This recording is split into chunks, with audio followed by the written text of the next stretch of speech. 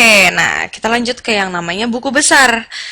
Nah, jadi tadi kan sebelumnya kita udah tahu ya, ada transaksi akuntansi, ya kan? Nah, transaksi akuntansinya ini kita catat ke jurnal umum secara harian gitu ya. Pokoknya ketika semua transaksi terjadi langsung nih kita catat di jurnal umum langsung gitu kan. Nah, abis itu jurnal umum tuh keuntungannya apa sih ya? Kita bisa langsung catat gitu dan dicatatnya secara kronologis ya dari yang paling awal sampai yang paling akhir. Oke? Nah, mau dari awal bulan kayak sampai akhir bulan kayak mau dari awal tahun sampai akhir tahun kayak pokoknya di jurnal umum semua dicatat langsung. Oke? Tapi bayangin nih dari transaksi, misalnya kita ngomonginnya transaksinya bulanan deh. Transaksinya secara bulanan terus gue pengen tahu, kas kita tuh tinggal berapa sih? Waduh, susah kan? Ternyata dari misalnya kita punya berapa? Kita punya 10.000 transaksi nih. Oke, kita punya 10.000 transaksi so far. Terus habis itu lo bilang transaksi, lo mau tanya kas lo berapa? Wah, susah banget. Kita harus lihat satu-satu. Misalnya ternyata transaksi yang ada hubungannya sama kas ada 8.000 transaksi. Nah, puyeng nggak kalian ngelihatnya satu-satu? Puyeng kan? Nah, maka itu dia. Kita perlu yang namanya buku besar. Oke? Di buku besar diapain sih? Nah, gini, jadi istilahnya transaksi-transaksi akuntansi kan langsung nih lo catat di jurnal umum. Setiap transaksi itu terjadi, oh tanggal 4 April, gue baru bayar ini, catat gitu kan. Nah, secara periodik, lo bikin buku besarnya. Periodiknya berapa lama? Iya terserah, mau 1 tahun, mau 2 bulan, mau 1 bulan, ya terserah kebijakan lo. Perusahaan-perusahaan macam-macam, umumnya sih 1 bulan, tapi ada juga yang per minggu gitu-gitu dicatat, boleh. Anggap aja itu kayak kalian bikin kompilasi. Oke, kayak bikin kompilasi, misalnya apa? Kayak buku harian, ya. Lo punya kejadian gitu kan, lo punya kejadian, terus abis itu lo punya buku harian.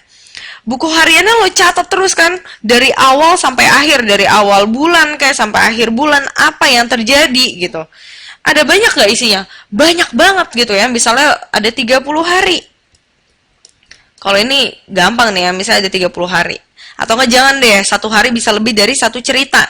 Misalnya lo dalam 1 bulan, lo punya 1000 cerita. Wah, banyak banget tuh ya. 1000 cerita.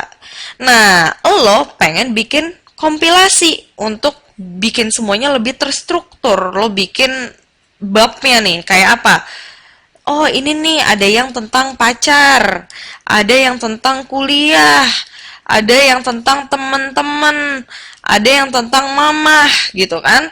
Lo bagi nih dari 1000 cerita, oh yang pacar tuh ternyata ada 900 cerita, kuliah cuma ada 10 cerita, teman ada 80 cerita, mamah ada 10 cerita gitu misalnya.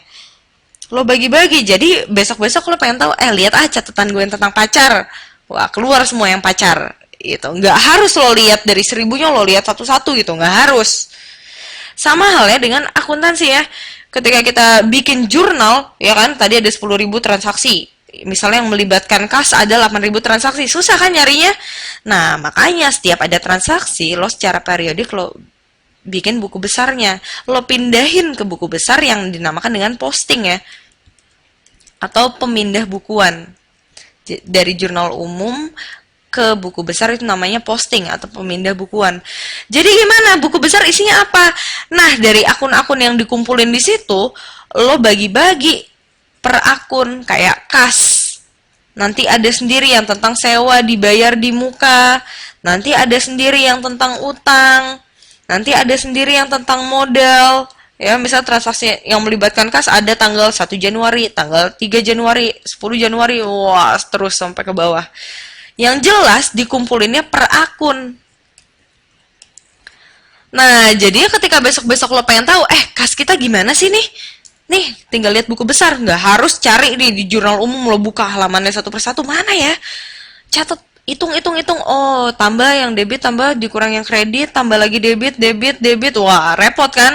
Nah, ini nih lo compile deh ke buku besar.